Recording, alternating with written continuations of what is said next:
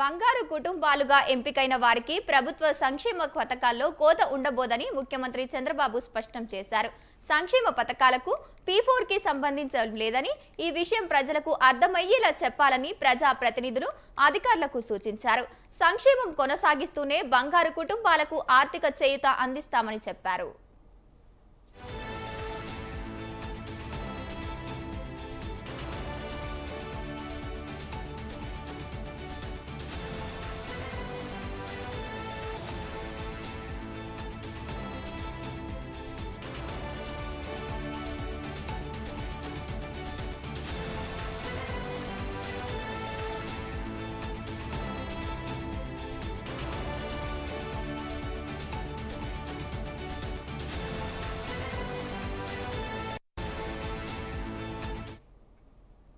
P4 అమలుకు Swarnandhra P4 foundation committee సాధారణ సమావేశం సీఎం చంద్రబాబు అధ్యక్షతన నిన్న సచివాలయంలో జరిగింది.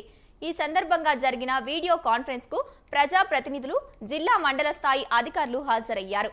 P4 సమర్థ అమలుకు రాష్ట్ర స్థాయిలో ఎగ్జిక్యూటివ్ కమిటీ, అడ్వైజర్ కమిటీలు, జిల్లా నియోజకవర్గ స్థాయిలో P4 చాప్టర్లు ఏర్పాటు చేయాలని నిర్ణయించారు.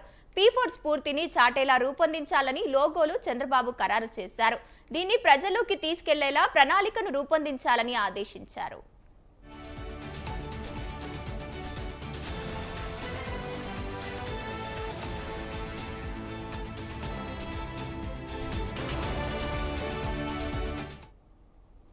ఎమ్మెల్యేలు సేవ చేసేందుకు P4 కార్యక్రమం మంచి అవకాశమని, నమ్ముకున్న నియోజకవర్గానికి ఎంతో మేలు చేయొచ్చని చంద్రబాబు సూచించారు. ప్రతి నియోజకవర్గంలో 6 నుంచి 10,000 బంగారు కుటుంబాలు ఎంపిక కాబోతున్నాయని, దీన్ని సద్వినియోగం చేసుకోవాలన్నారు. పేదలకు సాయం చేసేందుకు చాలా మంది ముందుకొస్తున్నారని చెప్పారు. P4 అమలుపై ఎమ్మెల్యేలు, అధికారుల మధ్య పోటీ రావాలన్నారు.